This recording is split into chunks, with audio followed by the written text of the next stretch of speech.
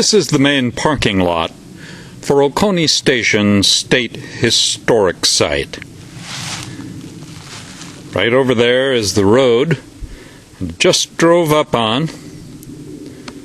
There's the car. You can see it's nicely maintained. Plenty of easy access for parking. And over here, a nicely maintained restroom. Now, what's this little building? Just down a few steps. We'll have to take a look. Also, I see it's accessible for those of us who have a little mobility problem. Some inviting picnic tables over there. Wish I'd thought to bring my lunch. Well, I'll be darned. This looks like the park office. Nobody in at the moment. Probably they're up at the main house. Wonder if these rocking chairs are comfortable. Not easy to build a simple rocking chair that's also comfortable. I'll give it a try. Well, by golly, it is a comfortable one. Notice how that seat is shaped, and also the back. That makes all the difference. Take a look at this historical marker. This is one of many that we find throughout South Carolina, and it explains that this Oconee town was abandoned in 1752. I didn't know that. Oconee Station was built in 1792, right on the border with the Cherokee country. And Oconee Town gave its name to the current county. Be sure to look for these historic markers as you travel to and fro in South Carolina. Great reminders. Be sure to tip the Iron Ranger as you come into these sites, whether it's required or not. Even a couple dollars will help to expand the state park system budget and also encourage new development in the area.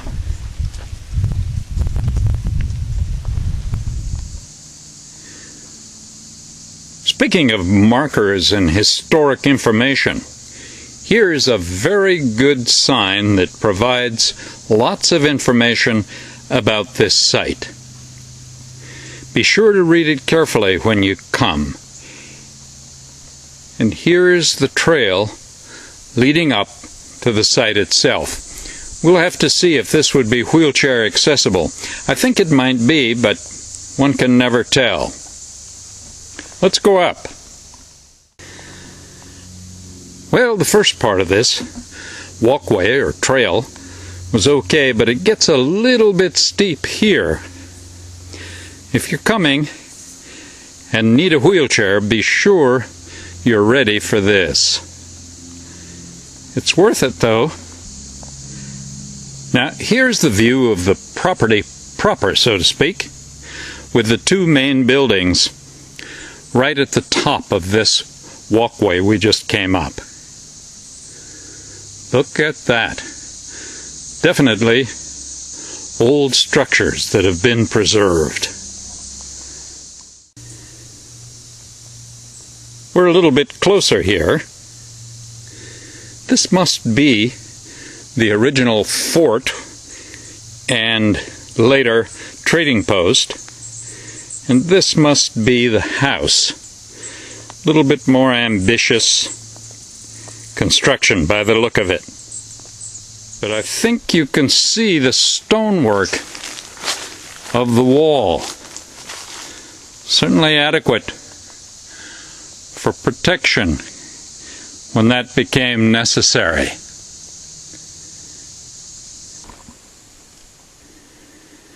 Oh, look here. Here's a somewhat more elaborate entryway. Maybe this was the front of the building. Notice that the door is raised from the ground level a bit. So I really wonder if this may have been a latter-day change or not. I'll have to ask. And of course, at the top, we can see the tin roof, or metal roof at least, that's ubiquitous in this part of the world. I'm sure it was something else back in the 18th century. Here's a view of the house from the steps of what probably had become the trading post by then. Look at that building. Not really intended for earthquakes, but how beautiful that brick is. Oh my. Judging from the height of that door, which probably was the same height when it was built, there must have been a porch here since its construction. Wonder what it looked like. Certainly it isn't this current one. Porches don't have the life expectancy of brick buildings. And look up there, just above the roof of the porch. That stone says 1805. Don't miss this brick here in front of the house either. Undoubtedly made relatively near the house. Here's a view of one side of the house with a chimney going up. I'm sure there's been restoration work here. It would be interesting to know just how much is original and how much has been restored. Down here at the base of this chimney, we see some rock that looks absolutely ancient. Wish I knew more about architecture. Look at that door up there. That's too big to be a window. Must be a door. Looks like it might start level with the second story. Wonder what that did. Over there you can see the original building, or the fort, as it was called, and then trading post.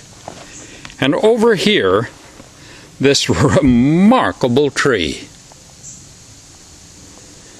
Some kind of an evergreen. Good heavens, that's beautiful. Now this looks to me to be about the best view of the house available. You see here the chimney on the other side, so there were fireplaces at least on the lower level, and probably on the second level too, in both rooms. If it's a two-room on the upside, I just don't know. Not uncommon though. And of course the metal roof. Lots of work has been done on this building to bring it into this shape.